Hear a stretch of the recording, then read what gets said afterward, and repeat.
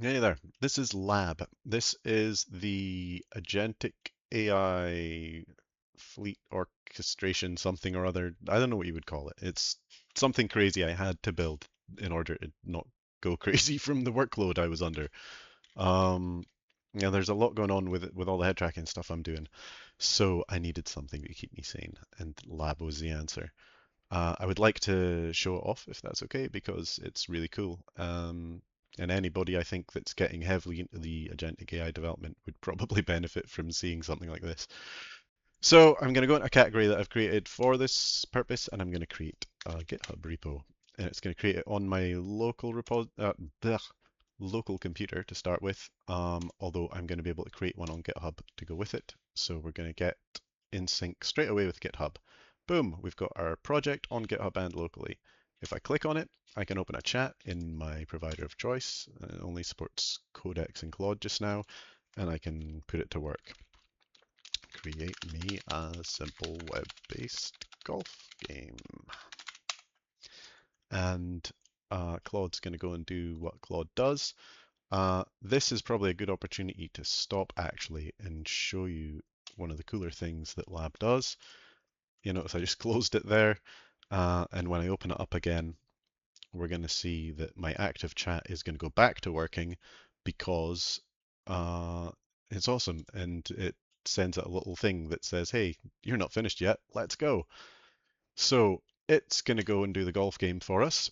And that's running in a chat here. We can create more chats if we like. We can have a second chat. We can have a third chat, fourth, fifth, sixth, seventh. And we can call these whatever we want. They're going to show up on here, obviously. And each of these chats is going to get a terminal behind it that we can switch to. And these are all different terminals, obviously. And that is a lifesaver in itself. Just having something that you can set up. In fact, if I go to another project, let me open up a chat on, let's go Cyberpunk and Eternal Afternoon. And oops, oh, Golf's happy. See, I get alerts when things happen too. How cool is that? So if I go in here and check out, if I go to one of these chats, you'll see that we've got the actual project along the top, and each project has its own chat tabs underneath. And if we disappear and come back the next day, everything's going to be the way it was. It's the stuff that's been missing from everybody's life around this stuff. Um, Although I don't think the terminals go back to the way they were. The chat's taking a minute to start up. Um, Actually, do the terminals go back to the way they were? No, no, it's a brand new terminal. That's a shame. Anyway, yeah, so along the top here, we've got other stuff. We've got some macros here. Um, it's worth taking a diversion to talk about those actually. So macros are user-defined actions. You say new macro, you type in what you want that command to do, you say whether you want GitHub token to be available, which projects and categories you want it to be available to, and whether it's a long running action. And then you can just do it against whatever projects you want to do it against. So I can go, yeah, I'll select some projects and then I can say uninstall. Because all my stuff's um, fairly generic, I've got all the same Pixie actions in every one of my repos, basically. I can just run them against any of them. A couple of them have failed. A couple of the pre-release things failed. That one's a real issue, so we'll send that to Claude. That one's, I don't know what that is. We'll send that to Claude as well. And then you can see we've got our projects over here. We've got our chats that we just sent over for the projects, the problems that we've got, and that's macros. Yeah, went off on a bit of a tangent there. Anyway, the macros, yeah, they show up here as well, and we can pin them at the top of our screen. So that install and whatever the other one was, or yeah, install. We can pin our macros up here, the ones that we want that we use regularly, and we can just click them to get them to do stuff right up there. We can open our IDE. We've got notes for each of our projects. We can save, pull, push, play. Now, play is quite cool because it's again user defined. Every project you can define a shortcut. You can name your shortcut, and you can give it an ad hoc command to run. or you can make it run one of the macros that you've already defined. Also in here you can do your scary git stuff.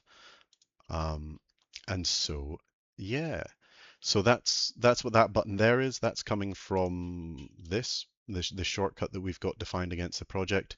Then we've got save, pull, push, the history, open in IDE. We've got notes, which to be honest, I don't use at all. I find to-dos a lot more helpful than notes. Um, and then we can run macros down here against each of the projects. We can also run any prompts, user-defined prompts we've got, our custom prompts. We can fire off custom prompts to things from there. And you see it goes back to the working state. It's got this custom prompt. It's got all these other chats that are still open and doing nothing, but we can close those from here, or we can jump into them and close them from up here. You can you can do all the things you'd expect to be able to do. And then we've got pinning. We can pin to the top or the bottom. It's like a three-way pin thing. Everything's just floating by default, and then you pin to the top and then pin to the bottom and then back to the middle. And we've got our edit button where we get our scary kid stuff, etc. Releases are so we can create releases in lab which are just local things, local entities that we can associate issues to. So we associate. What have I got? I actually do need a new release of Resident Evil because that Resident Evil issue is not done yet. So we'll put Resident Evil Requiem. We'll call it a planned release. Must be unique. Oh, I've already got a release. So that must have been the last one I did. Okay, 022. And this one I can say that's going to be out. That didn't make 021, so we're going to put that in 022. And then in here you can see I've got my pending release with any issues that I've got associated with it are going to show up in here. And then as these get knocked off, they will appear in the release as crossed off. Then when the release actually happens on GitHub, you can just click refresh here and it'll pull down all the GitHub stuff, and that will get moved into the released category, wherever that is. Yeah, it'll get moved down here. So that's releases and issues. They're pretty much what you'd expect. To-dos, you can leave notes for yourself in here, or you can associate notes with projects or categories. So we can have like, make sure the readmes are correct. And we can say, yeah, we'll do that on the head tracking mods, but I only want to target I only want to target the released mods for that one. I can send that to Claude and it'll let me go, do you want to choose all these? And I'll say, no, I only want to choose the public ones. No, it's not really going to work like that, actually, is it? Yeah, there we go. Is that my, nope, that's not, yeah, okay, there we go. No, I've totally messed that up. What am I doing with my life? Right, there we go. Okay. And then that's it. It's blasted them off to Claude. They'll be running in line with my concurrency that I've got set up in my settings. So yeah, it's running 4 at a time, and it's got other stuff queued up for the batch. But I'm just going to get rid of those. It'll start another 4 and then another 2. You can see the chats that we had earlier. They all need me. They all want me. They've got stuff to say. I probably do need to talk to that one. That one's okay. That's all done. So yeah, that's to-dos. To-dos can be fired off to whatever you need. Notes, like I say, I don't really use them. I use these only for capturing things I want to change about lab. That's the only other terminal I ever have open on this computer anymore is the actual lab development terminal. And I capture notes here because I don't want this refreshing as Claude makes changes. I just capture a bunch of thoughts on what I want, changes I want made, and then at the end of the day, I just run them all off. So prompts, we talked about that. You can run in here where you define your prompts. You can also select projects to run them against. You can run them against everything from here. You can trigger it from here. In the macros, you've obviously can run all your macros against the projects that you choose in here as well. Workflows are compounds of the macros and prompts and a special action that can deploy agent skills and MCP servers. So you can see like I've got the head tracking mod pre-release workflow here that makes sure all the agentic stuff's up to date, cleans it, updates my bits and pieces, runs through a whole bunch of prompts that do compliance stuff to make sure that everything's in line with what I want, and then installs the mod, and then I just come in and test it at the end. Um, in theory. It, it does actually sometimes work out that way. It's pretty cool. So yeah, you can do that from here. You can select whatever you want again. In fact, I absolutely don't want to select that. I need to stop doing that. And then you can just do like update. Oh, oh, I didn't actually. Did I not do that? I thought I did that. There we go. So yeah, we're updating submodules and dependencies. Takes a little minute to kick off the workflows, obviously, but it'll show up in settings in a second. In these, you can click on the different colored things in the activity panel to see what to filter it straight from the capsules. I think that's what they're called.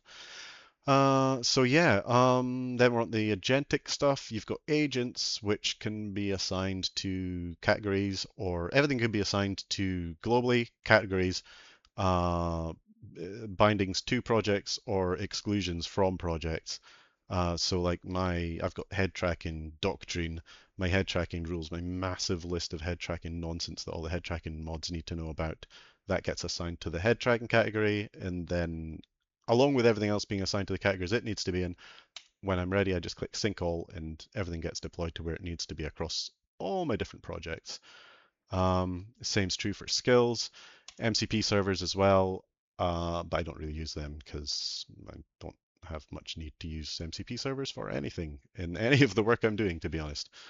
Um, and yeah, that's Lab. That is the thing that helps keep me sane and lets me actually work on all these things simultaneously.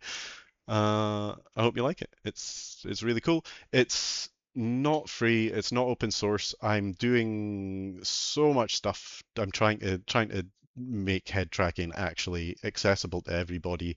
All the stuff I'm doing there is free and open source. Uh, and this is one of the few ways that I'm going to try and make some money. So if you think this would be helpful, you're welcome to join my Patreon. I'll put a link in the description, and then I'll actually set up my Patreon. Thank you for watching. That's Lab.